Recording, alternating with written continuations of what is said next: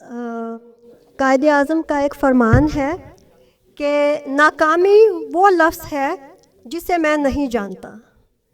تو اس کے لیے وہ محنت کرتے تھے پوری، اور انہوں نے ثابت کر دکھایا کہ خلوص دل سے اور لگن سے جو کام کیا جائے وہ اللہ تعالیٰ اسے آپ کو کامیاب کرتا ہے. تو اس کے ساتھ میں اگلی شخصیت کو دعوت کلام دوں گی. آپ کا تعلق ریاض الدین آتش فاؤنڈیشن سے ہے، آپ اس کے بانی ہیں. موسیقی سے شغف رکھتے ہیں، بہت اچھا گاتے ہیں، اور ادبی سرگرمیوں کی معاونت فرماتے رہتے ہیں. اور آپ کا تقریباً سارا خاندان ہی بہت ٹیلنٹڈ ہے، اور آپ کو کئی افراد اب بھی نظر آئیں گے. تو میں دعوت کلام دوں گی کہ آپ اظہار خیال کیجئے قائد اعظم پہ، جناب فاروق خواجہ صاحب کو. تو فاروق خواجہ صاحب.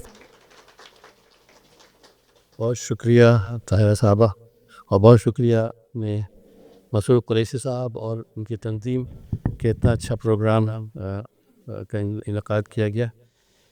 میں بہت وقت نہیں لوں گا کیونکہ قریشی صاحب مجھ سے پوچھ چکے ہیں کہ کتنا ٹائم لیں گے آپ، تو میں نے ان سے وعدہ کر لیا ہے کہ زیادہ وقت نہیں لوں گا.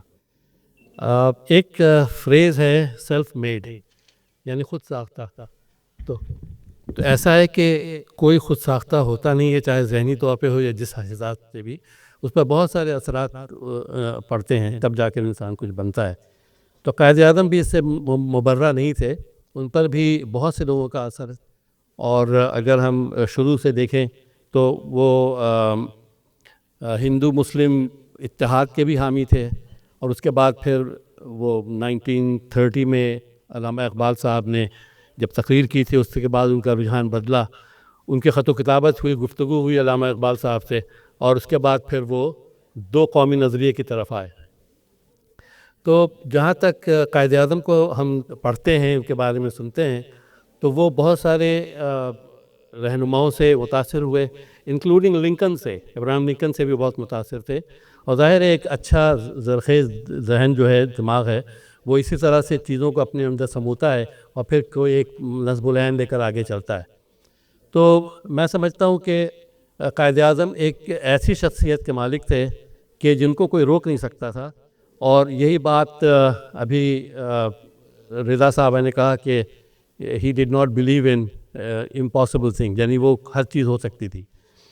تو قائد اعظم کے ساتھ بھی ایسا ہی ہوا. وہ بھی کئی بڑی ہستیوں سے متاثر ہوئے، جیسے اپنی زندگی کے اوائلی دور میں دادا بھائی نورونجی، فیروز شاہ مہتا، گوپال کرشن گوکھلے وغیرہ سب سے، گلیڈ اسٹون سے ہوئے، بشمول ابراہیم لنکن جیسے میں نے کہا. اور نتیجتاً شروع میں ہندو مسلم اتحاد کی جانب بھی راغب رہے. لیکن پھر یہ ہوا کہ حضرت علامہ اقبال صاحب سے جب ان کا تعلق بڑھا تو انہوں نے ہی ان کو کنونس کیا کہ وہ برطانیہ چھوڑ کر ہندوستان واپس آئیں اور یہ بیڑا اٹھائیں. حضرت علامہ اقبال کا تو انتقال ہو گیا 1938 میں شاید، اور اس کے بعد وہ پورا وہ سامان اپنے کندھے پہ اٹھا کر چلے، اور اس کے لیے ان کو بے انتہا مشقت کرنی پڑی. اور جس طریقے سے انہوں نے ہر چیز کو مدبرانہ طریقے سے حل کیا اور آگے بڑھے، اس کی مثال نہیں ملتی ہے. کیونکہ اگر آپ اس زمانے کی سیاست کو دیکھیں تو گاندھی ان کے مقابلے میں بہت زیادہ وسیفرس تھے، یعنی بہت زور سے بولنا اور اندولن کرنا، اس قسم کی چیزیں. لیکن قائد اعظم طلعت عزیز صاحب کو شاید مایوسی ہوگی کہ وہ کبھی اریسٹ بھی نہیں ہوئے، رائٹ. تو یہ ان کی مدبرانہ صلاحیت تھی، اور بہت ہی کانسٹیٹیوشنلسٹ ٹائپ کے انسان تھے، جس کی آج بہت ضرورت ہے ہمارے ملک کو بھی. تو اس قسم کی چیزیں وہ کر کے آگے بڑھے. اب میں آپ کو یہ بتاؤں گا کہ وہ ایک بہت ہی شروڈ نیگوشیٹر تھے، کاٹھیاواری تھے، ظاہر ہے کہ وہ چیزیں بھی ان کے اندر تھیں ماشاءاللہ. تو ان کے مقابلے میں دوسرے جو رہنما تھے ان کے مقابل بالکل ڈھیر ہو جاتے تھے، اور یہی وجہ تھی کہ انہوں نے وہ کر دکھایا جو آج ہم پاکستان کی صورت میں ہمارے ساتھ ہے. اس سلسلے میں یہ بتاؤں، ایک چیز میں کہوں گا کہ قائد اعظم کی سوانح پہ بہت کم کتابیں لکھی گئی ہیں. ابھی تک محض 100 یا 125 کتابیں لکھی گئی ہیں، جبکہ اگر آپ گاندھی کے بارے میں، جو ان کے اس وقت کنٹمپریری مخالف تھے، ان پر 2000 سے زیادہ کتابیں لکھی جا چکی ہیں، 2000 سے زیادہ. اور گاندھی نے اپنے اوپر خود اپنی سوانح حیات لکھی جو کہ بہت مشہور ہوئی اور tens of millions of people میں وہ مشہور ہوئی، اور حکومت نے وقت نے ہمیشہ اس کا ساتھ دیا اور اس کا پرچار کیا. ہم نے نہیں کیا ہے وہ، ہمیں اس کی ضرورت ہے، کیونکہ کسی بھی ایسی شخصیت کو سمجھنے کے لیے سوانح ضروری ہے، بہت ضروری ہے، اور وہ ہمارے یہاں اس کی بہت کمی ہے. تو میں چاہتا ہوں کہ وہ ہو. اور دوسرے یہ کہ شاعر کہتے ہیں، میں ایک نظم پڑھوں گا، 2-4 اشعار ہیں بس، کہ کم ایسے لوگ بساط جہاں پر چھا کے گئے، کم ایسے لوگ بساط جہاں پہ چھا کے گئے، جو اس زمین پہ زمانے کا سر جھکا کے گئے.